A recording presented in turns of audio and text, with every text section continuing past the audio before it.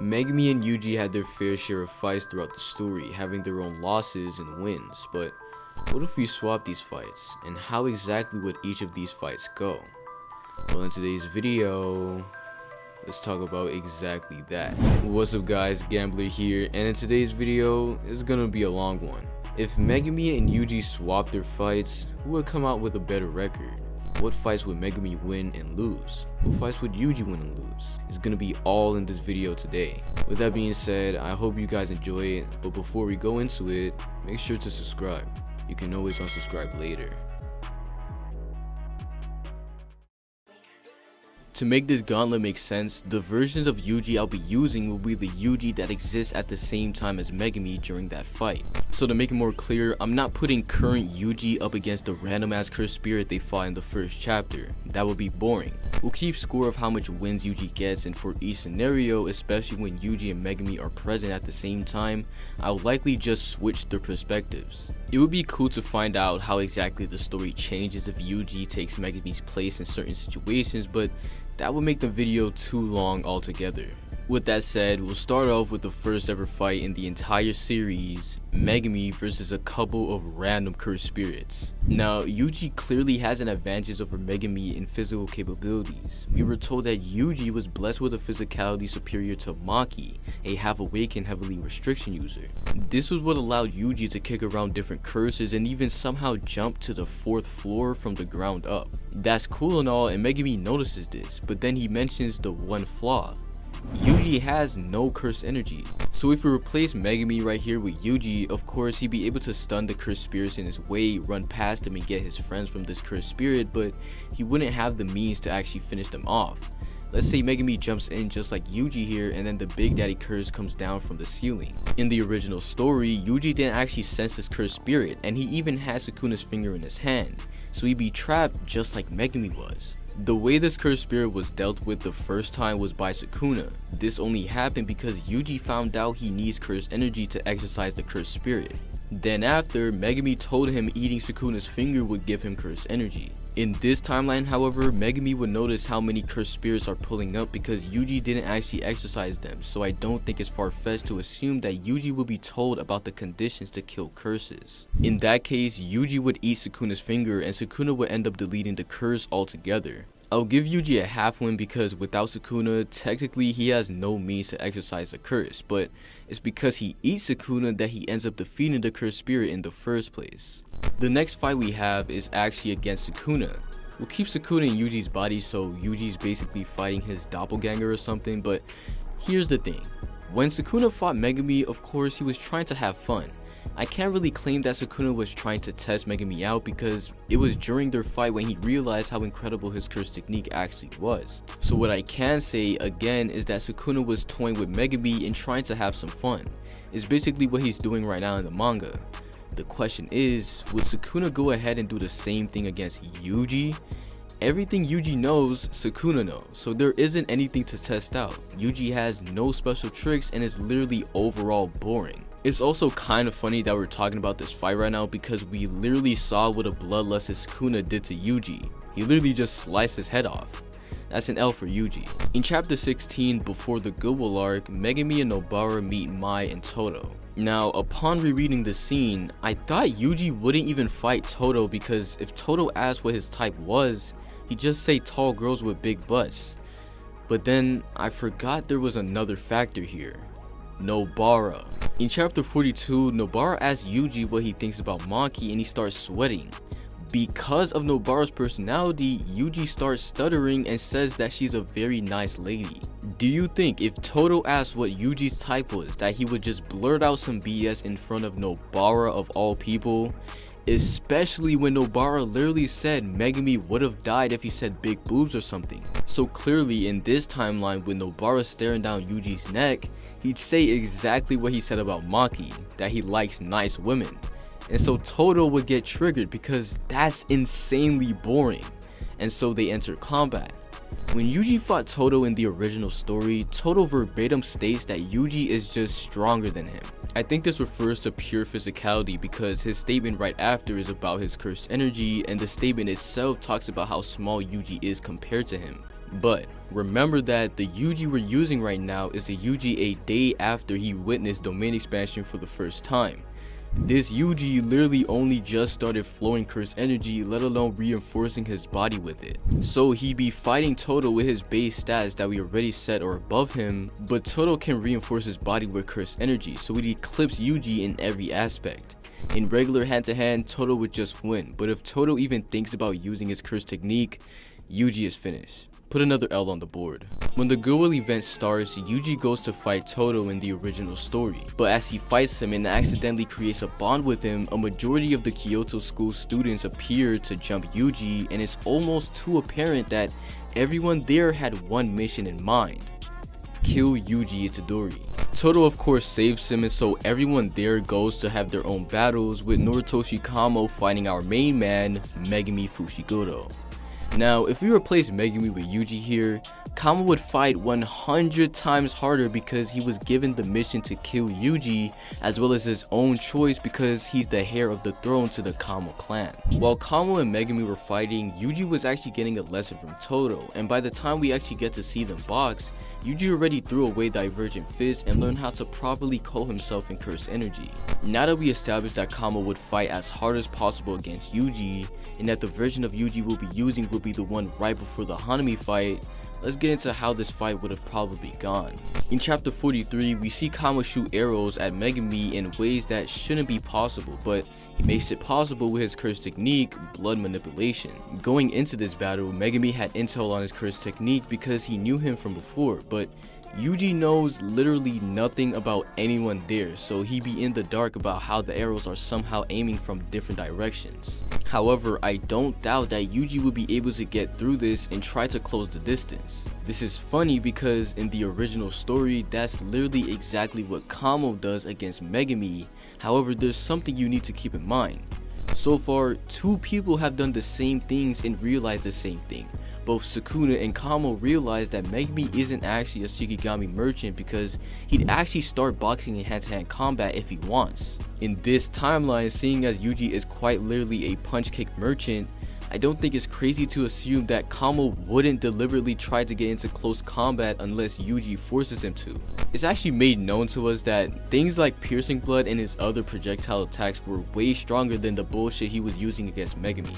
So while he shoots these arrows, Kamo will be charging up a Piercing Blood. Now, in the original story, upon Yuji facing a Piercing Blood for the first time, he 1. Watches Choso just charge it up in his face, and 2. Reacts fast enough to block it, but he resorts to redirecting it because he was going to go through his guard. In this scenario, he'd be mostly off guard and unaware that Kamo is even charging this up, and so it would definitely hit him. On top of that, there's something else you need to understand. From the Goodwill arc to Shibuya, Yuji had a power up, and that was the use of Black Flash.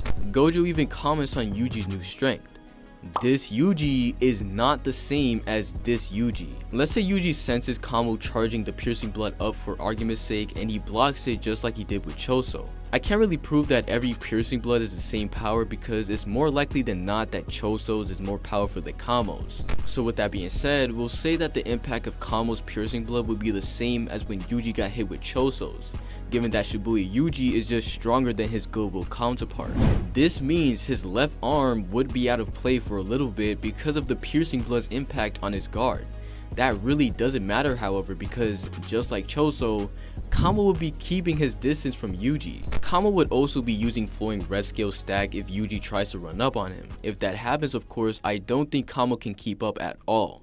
But the more likely scenario is that Yuji can't really pressure Kamo too much because he'd be constantly sending Piercing Bloods. While the power of Piercing Bloods can't really be argued to be equal, the speed, however, is exactly the same. When we see Choso use it, it's compared directly to Kamo, so these Piercing Bloods would be even faster against this Yuji because he's a slower counterpart. For this reason, the second Piercing Blood Kamo sends would hit Yuji again, even if he tries to do the jumping play, because his chances are under 50% of dodging it when Kamo releases it. If another Piercing Blood hits Yuji, he's dying. But if Yuji ever manages to close the distance, which again is very unlikely, then I think Yuji would take the fight. But we're being real cutthroat here, so give that man another L. In the original story, while Megumi and Kamo were fighting it out, all of a sudden a large figure appears next to them and they see Inumaki running away. It's Hanami, a disaster cursed spirit. Now you can say 2 fights happen here, but we'll combine them into one. If Yuji teams up with Kamo and Inumaki, we'd see the same thing we saw with Yuji going against Hanami in the original story. He'd try to close the distance and he'd likely be able to damage Hanami with his base punches.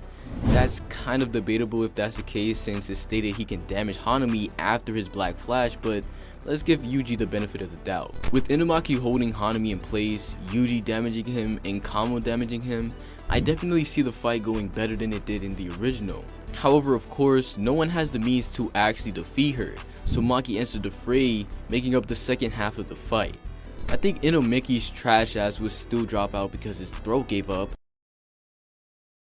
and Kamo would take him away, so it's Maki and Yuji versus Hanami. In this timeline, Maki actually doesn't have the means to get Playful Cloud because, well, Yuji doesn't have the 10 Shadows technique, and so Maki would literally be weaponless alongside Yuji as well. This fight would essentially be Yuji and a weaker Yuji fighting Hanami, and I can't really gauge if Maki's physical attacks would be able to damage Hanami as well, and to be honest, I highly doubt that's even plausible. For that reason, while the first fight was better than the original, this fight would go way worse. They would try to inbox Hanami with only one of them being able to actually damage her. Yuji knows of Black Flash by this time, but he's never told to stop letting his emotions get the better of him. And then we get the factor that we never considered, the cursed buds. In the original story, Yuji was saved from the buzz by Todo, and Todo before his delusion was going to block with cursed energy. That's clearly the common consensus, and so Yuji would do the same, but Yuji doesn't have schizophrenia, so he wouldn't have Yuji wouldn't have a delusional inner dialogue to save him, and so he would just get hit with the bud and he'd run out of cursed energy. Maki would have to hold her own against Hanami, which would go way worse than the original because she doesn't have a weapon, and so I think it's safe to say that that's another UGL. Damn! Megumi goes MIA for the rest of this arc, and so the next fight we have is during the Origin of Obedience arc. He fights these fodder ass mole curses, and then what awaits him was 100 times stronger. Yuji would easily whack all these moles, but when the special grade finger bearer comes in, that's when everything gets more complicated. We're told that this finger bearer is much stronger than the one that we saw at the beginning of the story, and we see this in play. Megumi keeps getting blitzed by the finger bearer and only dodges an attack when his divine dogs carry him away. I don't think Yuji will suffer the same fate, however, because we got literal confirmation that Megumi is just weaker than Yuji. I don't think it's far-fetched to say that Yuji and the finger bearer will be at least in the same tier of speed.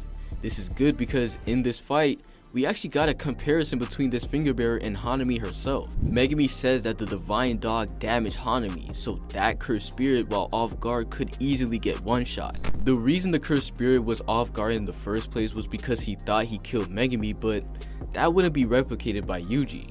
But we do know that this version of Yuji does get a Black Flash during the battle, and so if Yuji uses that on the finger bearer, it's clips. Not only does he enter the zone, but the attack itself might as well just one-shot him.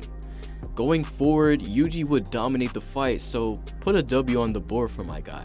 After this mini arc, everything starts to get crazier because we officially enter the Shibuya arc. For the first segment of Shibuya, Yuji is actually with Megumi, and so they jump this poor old man. As soon as the curtain falls and Ino is found beat up, they decide to split up, Megumi taking Ino away and Yuji going into the station. From there, Yuji fights Choso, and right after we get to see Dagon versus Maki, Naobito, Nanami, and eventually Megumi. Now here's the thing. Megumi arrives after Dagon already releases domain expansion, and so for some reason, Megumi resorts to releasing his own domain expansion. But we all know what Yuji does when he sees a domain expansion. He breaks it from the outside. When Yuta deconstructs his domain, he creates a single hole and it shatters everything else. I don't think it's insane to assume Yuji punching a hole through the domain would shatter Dagon's domain altogether. This would lead to Naobito and Nanami being less injured than they were in the original story, but Maki never gets Playful Cloud. Dagon is officially burnt out from his curse technique, and so he has to fight all 4 combatants without it. However, I don't think all 4 of these people have the means to actually defeat Dagon because Now Obito is completely cooked and Nanami was close to being cooked, so they don't have the means to actually exercise this powerhouse. That is, until the one who left it all behind joins the fight. I need you to remember one thing. Toji doesn't have cursed energy and just his attacks wouldn't kill Dagon. That's why in the original story he grabs Playful Cloud because it's a cursed tool. In this timeline there is no Playful Cloud for Toji to grab because Megumi isn't there, so the next best thing is Nanami's weapon. I don't know if it was ever stated that Nanami's weapon was a cursed tool, but what we do know is that with constant cursed energy reinforcement it eventually becomes one. Miwa's regular sword became sort of a cursed tool because she kept using cursed energy with it. Nanami has been in the field longer than Miwa, so I think it's safe to assume at the very least that the weapon was turned into a cursed tool. With that said, Toji would immediately grab that out of Nanami's hands and go to work. I don't think it would be as fast as the original because the weapon itself is literally a blunt blade, but I think it should be enough to get the job done with Toji's speed and stats. Let's make that a W for Yuji. In the original story, as soon as Toji kills Dagon, he immediately turns around and takes Megumi outside of the area to fight him. With Obito being still heavily weakened in this timeline, I think the same exact thing would occur. There's going to be a huge extra factor that I'll go into in a second, but right now let's focus on the fight at hand. The entire time Megumi fought Toji, he was at a clear disadvantage with his Shikigami being his only saving grace. It was only because of rapid escape that Megumi could even come up with a plan to hit Toji. Yuji not only does not have that, but also doesn't have the luxury to think of a good plan against Toji. Toji has Nanami's weapon, he's also faster, stronger, and more durable. Nothing, and I mean nothing, that Yuji does here does anything to Toji. He'd get blitzed multiple times, take heavy damage, and fail to even hit him. But then the extra factor comes in. Jogo. Jogo's mission was to find Yuji and turn him into Sukuna. Funnily enough, I just noticed that all 3 people who wanted to find Yuji actually ended up finding Yuji. Anyways, we've got a little bit of creative freedom here. Under normal circumstances, I think the most plausible idea is that Toji would have decimated Yuji before Jogo pulls up, but since this is a Yuji video, let's say that while Toji fights Yuji, Jogo arrived. Remember, again, Jogo's mission is to turn Yuji into Sukuna, so I don't actually think he'd help Toji in fighting Yuji. Rather, I think he wants to deal with any obstacles in the way. So now, is Yuji and Jogo versus Toji. Jogo versus Toji is argued about on its own by the community, and I'd understand if Toji wasn't just completely superior to him. Toji and Maki are equals, and a suppressed Maki was able to box comparably with 15-finger Sukuna. There's a lot of arguments about whether or not this Sukuna was completely weakened because of Megumi, but the nuance of this scene is that his curse technique is weakened, not his physicals. 15-finger Sukuna is the same guy who Jogo couldn't even hit once. So if they were to fight head to head, Toji would just win. He has better speed stats and his durability eclipses Jogo's. Yuji is kind of a non-factor here because again, Toji is just a completely superior version of him, and Jogo would also beat the bricks out of Yuji. Toji only has Nanami's weapon here, so just like Dagon, it would take a little longer than usual to exercise him, but Jogo's durability is even worse than Dagon's, so he's out of here. Then after, Yuji would just lose consequently as well. What a terrible timeline because Toji is on the loose. Put another L on the board. After Megumi fought Toji, he gets caught off guard by Haruta and then summons Mahoraga to compensate for Sukuna's looming threat. I don't think it's really necessary to switch Yuji here, so with that said, Megumi's Shibuya career is over and now we enter the arcs afterwards. In chapter 146, Maki assigns Megumi and Yuji to go retrieve Hikari so that he can help in suppressing the Culling Games. When they arrive, Yuji enters the front fields, directly becoming part of Hikari's fight club in order to go in and talk to him. Megumi, however, ironically moves in the shadows, trying to find a way to get to Hikari as well. If we swap their places, what we need to focus on is the altercation Megumi enters right after. Kirara sees Megumi and realizes that they're all from Jujutsu Tech, so she calls Hikari to let him know that there's an emergency, and then they start fighting. Kirara's curse technique is derived from the Southern Cross constellation. There are 5 stars in play here: Imai, Acrux, Mimosa, Ginan, and Gacrux. I hope I'm not pronouncing those wrong, but whatever, right? Anyways, during her fight with Megumi, Kirara assigned each star to multiple things. Imai was set to Panda, a crux was set to Megumi, Mimosa was set to a random ass place on the parking lot, Ginan was set to herself, and Crux was set to the door to Hikari's room. The biggest problem during this fight was the fact that Megumi cannot interact with the door to Hikari or Kirara. Every time he tried, he or his Shikigami was being pushed away. To get through it, a star has to interact with the next star physically, and then that same star can interact with other stars. For example, Megumi was the Crux star, the second star in the sequence, and he couldn't interact with Kirara until he found the Mimosa star, the third star. Eventually Megumi found it and touched it, so from then Megumi would have been able to interact with Kirara, and he defeats her with Divine Dog. Upon the second read, Kirara's curse technique isn't that complex. The thing is, you need prior knowledge of the star constellation to even think about guessing what this curse technique is. You know who wouldn't have this knowledge? Yuji Itadori. If we replace Megumi with Yuji here, he noticed that Kirara is going to call someone, so he tried to bring the fight to her. Kirara will get cooked in hand-to-hand combat clearly, but one touch is all it takes for the fight to become very complex. Kirara literally blocked Divine Dog and it got marked, so one block of Yuji's attack is literally enough. From there, Yuji would be part of the constellation just like Megumi was. Yuji would be confused as to what the hell is going on because he just wouldn't be able to get close to Kirara just like Gojo's technique. Kirara, however, would just stand there because she wants to make sure that they don't find out what her curse technique is. This would literally become a sort of stalemate. While this happens, Megumi would be in the room trying to convince Hikari, something he'd do way easier than Yuji, so Yuji would be saved from their deadlock. That was a draw, so we won't add anything to Yuji's score. After convincing Hikari to help them, Yuji, Megumi, the Goat, and Panda all enter the Culling Games at the same time.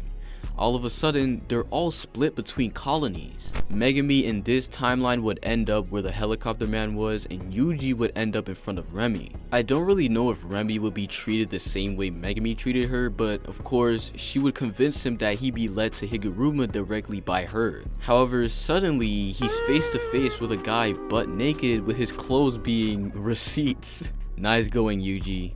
To be honest, this little segment would be a hassle to go over in Yuji's character, so I'll say this. Yuji would no-diff this guy and throw him off the building just like Megumi did. Then he'd do exactly the same things as Megumi does right after, but the first major change is that Yuji would not kill this random guy. Megumi already said this, he's not like Yuji, he'll kill if he needs to, and I don't think Yuji has the heart to do that. What I do think Yuji has the heart to do, however, is knock the guy out. We'll also say that Megumi made the rule with Higuruma in the middle of it just as it did in the original story. Takaba will also enter the battle suddenly, taking Hazanoki away from Yuji, who'll fight Reggie by himself. Now, this fight is kind of weird. When Reggie says sorcerers are nothing but con artists, he isn't lying. Reggie's curse technique allows him to manifest things from the receipts he has. In the middle of his fight with Megumi, he used a receipt that literally healed him like he went to rest his body for 2 days. How does that... whatever. Reggie himself isn't that much of a good fighter. I mean, he himself says that he doesn't have a powerful technique.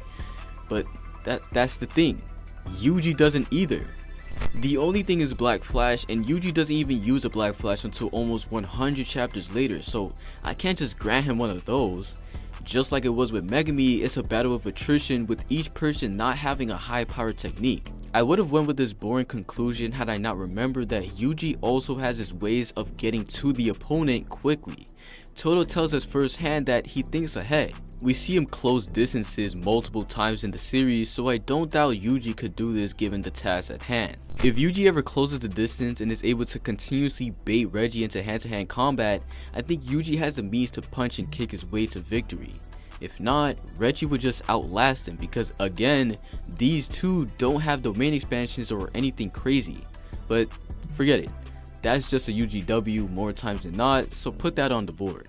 Now, I was initially going to make Yuji fight 50 Finger Sukuna because Megumi technically did fight him, but then he got his body stolen. However, I don't think anyone disagrees that the exact same thing would happen to Yuji if he was in that position. Especially when you consider the fact that Megumi was distraught that his own sister's body was being inhabited by an ancient sorcerer. Yeah, all odds were against Megumi, so with that, we've wrapped up the gauntlet. Yuji's score in the end totaled up to 3.5 wins and 5 losses. Fights that were inconclusive for Megumi, like Toji ending his own life and Hanami interrupting his fight with Kamo, had an ending with Yuji. Toji wouldn't recognize Yuji as his son clearly, and Kamo's battle IQ and drive to actually kill Yuji would lead to it actually happening. Megumi actually won against Kirara, but Yuji doesn't have that same luxury because he just doesn't have the knowledge to dissect her curse technique. But with that said, that's the Yuji part, so let's get into Megumi. Of course, to make this video make sense, the versions of Megumi we'll be using against each of the enemies will be the one that existed around the time that Yuji fought them. So obviously I'm not about to put chapter 1 Megumi against current Sukuna or current Megumi against the fodder cursed spears from chapter 1. If Yuji fought someone on chapter 99, the Megumi that existed in chapter 99 will be used. I think that makes sense. Does that make sense? Good. Let's get into the video. The first fight on the list is Yuji versus the cursed spirit that cooked Megumi. Now, with context, Megumi technically sacrificed himself for Yuji and his friend being caught because he pushed them out the way. But when you reread or rewatch the first episode / chapter, the cursed spirit they went against was just insanely strong. Yuji, who at this point was superior to Maki in physical capabilities even without cursed energy, was overwhelmed by the cursed spirit and was forced to eat a Sukuna finger. In a fair 1v1, I'd say Megumi would struggle, but Megumi isn't primarily a physical fighter. His prowess comes from his different combos with his Shikigami. Against Sukuna, he used Great Serpent to hold him up and used Nue to hit him while restrained. I don't doubt that Megumi would have an actual valid way to fight the cursed spirit. Maybe Max Elephant can land on top of it and Megumi can pile attacks with anything he wants to. The possibilities are literally endless. With that said, I'll give Megumi a W for that, so his score is now 1-0. The next fight is kind of unserious, but it's Yuji's fight with Yaga's stuffed animal when he was being tested to join Jujutsu High. Obviously Megumi wins this one, it's just one stuffed animal, so I'll give him half a win on that. The fight after this is the one where Yuji teams up with Nobara to exercise the curses inside a shady building.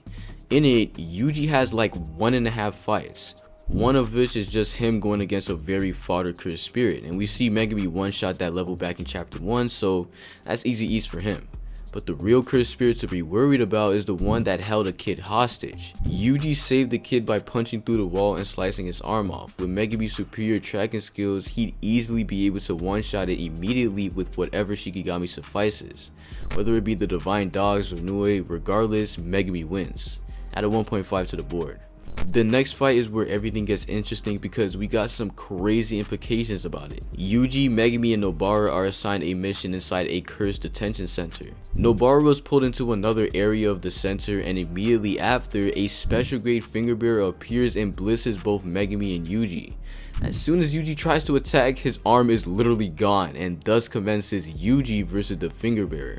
Now, the reason why I said this was interesting was because Sukuna himself said he didn't understand why he ran away from the finger bearer. We find out why that is, and it's because the 10 shadows technique is so practical it should prove effective, but this version of Megumi just really isn't that guy. He has worse physicals than Yuji, he got blitzed by the finger bearer, and the only Shikigami that he has that can get through his durability is the Divine Dogs. But when we see this finger bearer fight, it's spamming the ball of cursed energy that goes around him, so I don't even think Megumi would be able to do what he did against the second one. If you don't remember, Megumi hid in his shadow to avoid the damage, and he was able to do that because he was distracted and getting pressed by the clones of his Shikigami. I don't see Megumi winning this at all, especially with the finger bearer's superior stats. That's an L for me. The next fight is Yuji versus Sukuna in his domain, and I'm not even going to discuss this fight. While I do think Sukuna would play along to test out Megumi's curse technique, in the grand scheme of things, Sukuna one-shots. Put an L on the board. We finally enter Yuji's mini arc with Nanami, and the first fight he has is with a transfigured human. Megumi one-shots that casually, so I'll give it half a point. But after that, Yuji fights Junpei, who's now a curse user. He's obviously really weak, and Yuji himself was able to get close to him despite the Shikigami blocking him. If you think Megumi, the superior Shikigami user, can't get close to Junpei, you're completely unserious. I honestly don't even think it would come to Megumi getting impaled by the Shikigami's poison, but this will come into play later, so let's talk about it. Now, there are lots of discussions on whether or not Megumi is poison resistant. The reason this is even a debate is because later in the story, Megumi survives eating Sukuna's finger, which is described as a lethal poison. The thing is, we don't even know if this finger could be comparable to this one, because the first finger was marinating for years upon years. But beyond that, we have the case of Megumi taking the scorpion hair from Remy. Scorpions usually do have poison in their stingers, so in a sense, Megumi might actually be poison resistant if we give him the benefit of the doubt. With that said, Megumi still cooks Junpei regardless, and the final boss of the arc arrives to interrupt the show. Mahito. This is truly a weird one. Megumi has zero soul awareness up until this point, and so he'd have literally nothing to defeat Mahito with. I actually think it's completely in character for Megumi to just run away, because that's what Nanami said to do. If Megumi can stall him until Nanami comes, they would jump Mahito but literally do nothing to him. On the bright side of things, however, since Mahito doesn't experience almost being killed, he wouldn't unlock domain expansion, and so this battle just comes down to who can outlast who. To be very honest, I only think there's like a slight chance the duo could win. Nanami at this point has attacks that only stun Mahito, and the same can be said about Megumi. With Mahito's different tomfoolery tactics, honestly I think they're cooked. Put an L on the board and a W for the Junpei fight. After this, Yuji continues his training until the Goodwill event, and he's assigned to hold off Todo for the other students. This puts Megumi in his spot, so he's going to have to fight Todo without any help. See, these two, man. Come on, man. You know why they're laughing? Come on, man. Because they. Yeah, nah, Todo was cooking Megumi without his curse technique. I don't even want to imagine what he would do with it. The only formidable asset Megumi has is his Divine Dog Totality, which could deal damage to Todo, but Todo is avoiding literally every single attack from Megumi without problem. Even if you're faster than Todo, just be in the same tier as him and you cannot touch him if he doesn't allow you to. Let alone Megumi, who's much slower. Put an L on the board, bruh. Time passes and Hanami arrives into Goodwill. Megumi, Inumaki, Maki, and Noritoshi all fight her and fail to do lasting damage. That is, until Yuji and Todo jump into the battle, ready to jump her. In our case, it's Megumi and Todo versus Hanami. Now, just like I said before, Megumi's greatest asset is actually his Divine Dog Totality, which we literally see damage Hanami. However, on the flip side of things, Hanami is actually super tricky to go against. There's kind of a paradox here because Megumi actually lost the first time due to Hanami's cursed energy buds, and because of that, Todo was able to counter it. It's weird, but let's just say Todo knows about it. With that being said, I don't think he'd ever risk Megumi getting up close ever again. And so it'll just be Megumi from afar using his Shikigami and Todo going for black flashes and switching with the Shikigami. This is actually a super lethal combo because of how much Shikigami Megumi can just let out for Todo to confuse Hanami with. Imagine Rapid Escape. Also, up to this point, Megumi actually knows that Hanami's eye branches are his weak spot, and so he can tell Todo to go for it and they'd have an easier time. Of course, as soon as Hanami lets off a domain expansion, they're both dead, but they held their own for the most part. If they hold their own until Gojo arrives, they at least won't get a full L. Let's give them half an L for good measure. The Goodwill arc finishes and we enter the Origin of Obedience arc. Megumi has one fight with the Finger Bearer, but the most interesting fight was against the brother duo Yuji and Nobara versus Eso and Kejizu. Of course, I'm not going to overcomplicate the first part of the fight. We'll say that Megumi and Nobara both get pulled to the exact same place Yuji and Nobara did in the original. Megumi sees Eso's terrible, horrible smelling backside.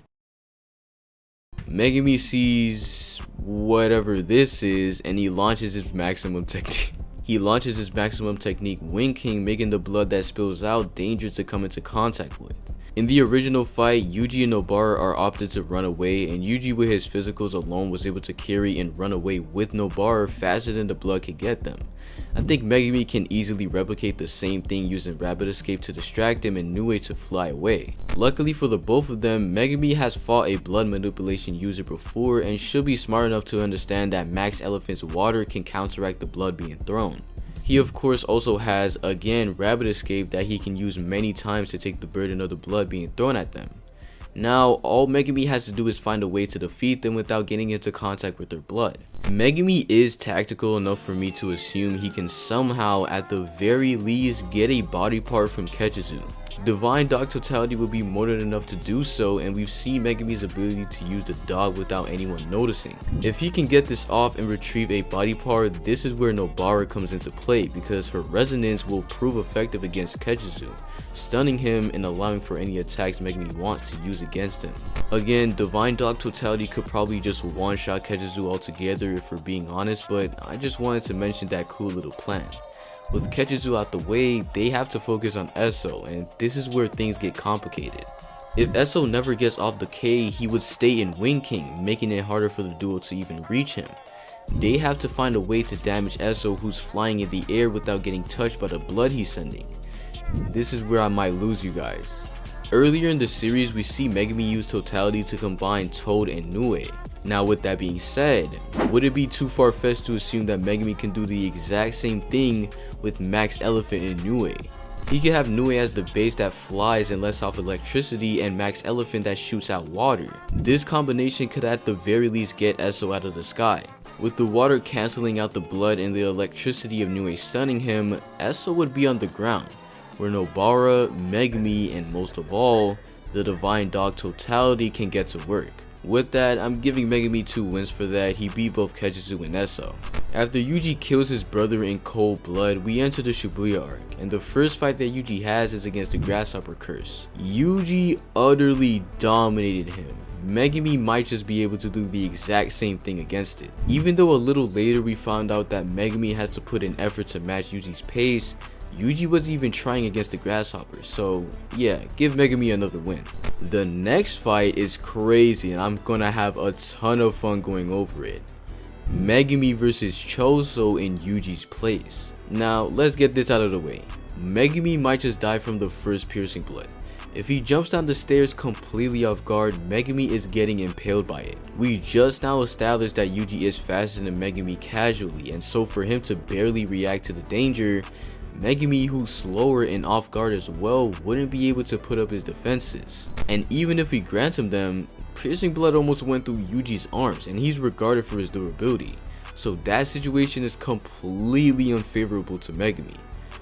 But we're not putting him into that situation because he's not Yuji Itadori.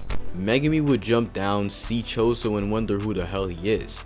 Choso on the other hand would see Megumi and say, "You're not on my side," and then charge up piercing blood. This situation is much more favorable to Megumi because he's on guard now. Megumi has also fought a blood manipulation user before and he knows he can't fuck with something like that or he's cooked. So he summoned either the frog to pull him away if he can't react or the bunnies to distract Choso. In complete character, Megumi would just run away because he has no time to fight him, but we'll keep him here for right now. Megumi also knows, as I said before, that blood is a bad matchup for water, so he's summoned Max Elephant to stop all the BS now. In the original story, Choso went into the bathroom where the water was pouring, couldn't use blood manipulation and was confused on why that was the case. So the same applies here. So now Choso can't use any blood manipulation outside of his body and all he can do is blood dough for better hand-to-hand combat. Megumi on the other hand has Divine Dog Totality, something that will probably cook Choso if given a chance. The reason why I say this is because 3 hits from Yuji heavily damaged Choso, and we've seen firsthand that Hanami took more damage from Totality than anything else in the entire Goodwill event, and so Megumi would focus on getting the right opening to attack with his greatest weapon. With Rabbit Escape, I can imagine Megumi making phase to disturb Choso's flow, then having the frogs keep him in place, Nue if need be, and then Divide Dog going to work. If push comes to shove, given that they're inside, he can use his domain expansion, and so he would do what I said, but times 100. Yeah, honestly, I'm giving Megumi the win here. Put that on the board. Yuji goes MIA for a very long time after losing almost fatally to Choso, but he gets back up and fights Mahito after Sukuna destroys Shibuya. After seeing Nanami die before his eyes, the fight starts. Man, I have a very hard time finding out how Megumi wins this without dying. First off, Yuji had to fight alone at first, so there isn't a Nobara resonance or a total boogie woogie. It's just Megumi who can't damage Mahito versus a Mahito who's even stronger than the one he lost to earlier in the video. Mahito would slice this guy's head off and turn him into a hamburger. If Nobara gets resonance off against Mahito, it doesn't help Megumi because he can't damage him. Hamburger. Toto pulls up, now it's 2 people who can't damage Mahito versus a Black Flash and Mahito. Guys, who do you think would win?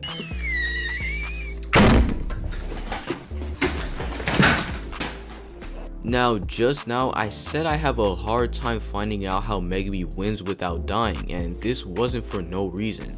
Enter Mahoraga. Now, I just wanted to say that this is completely in character. Mahito is a looming threat who would just continuously get stronger if he's kept alive. In the original story, Megumi summons Mahoraga because of the threat of Sukuna and Shibuya, so it's not far-fetched to assume that he would just do the same thing against Mahito, especially as a last resort. Mahoraga would get summoned, Megumi would get smacked away, and Mahito would have to take on the general. But we all know he can't because he's superior to Mahito in literally every single way. One slice from his blade and Mahito explodes. Regardless, that's a Megumi L, so put that on the board. After Yuji defeats Mahito, Kenjaku pulls up and then comes Urame. I think this is also a moment where Megumi would use Mahoraga as Gojo was literally within their grasp. Now y'all can go debate Mahoraga versus Kenjaku in the comments, but regardless of who wins, Megumi loses. Put half an L for this fight. After the Shibuya arc, Yuji enters like 1.5 fights.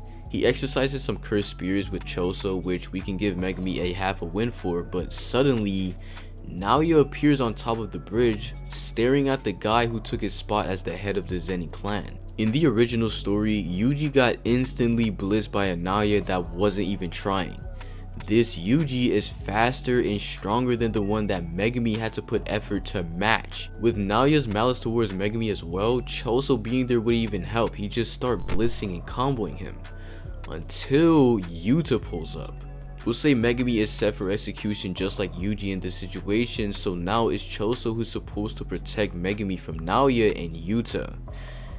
Yeah, this isn't gonna go well at all. Yuta was having a competitive fight in true base, meaning without Rika, against a Yuji who's just outright stronger than Megumi. However, on the flip side of things, Megumi does have a ton of things to get crafty against Yuta. Obviously, I'm not about to concoct some insane plan for him. Rika would hold blow in place and Yuta would just kill him.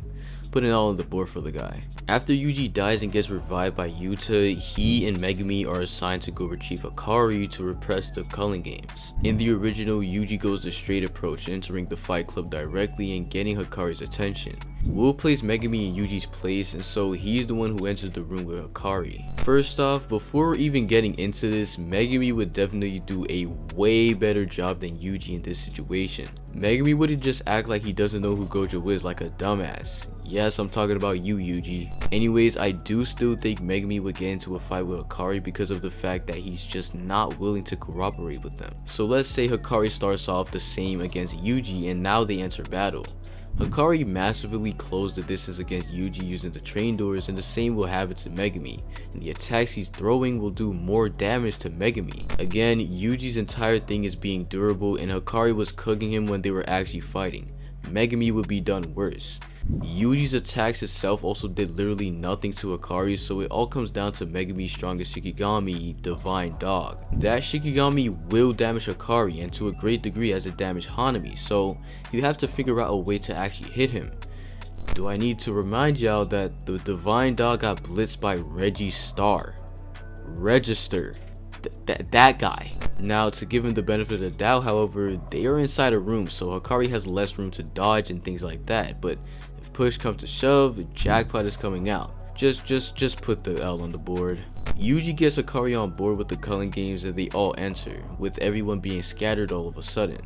However, both Megumi and Yuji have the same mission in mind, to find Higuruma. Yuji is lucky enough to have found a middle school friend, and Megumi gets duped by some random girl. Yuji goes on to face Higuruma, and so we'll just put Megumi in his place. This was another matchup that I found was pretty interesting, so let's get into it. First things first, Higuruma immediately pops his domain. He doesn't even try and fight without it. Now, Megumi is in a position where he can't really use any of his Shikigami properly.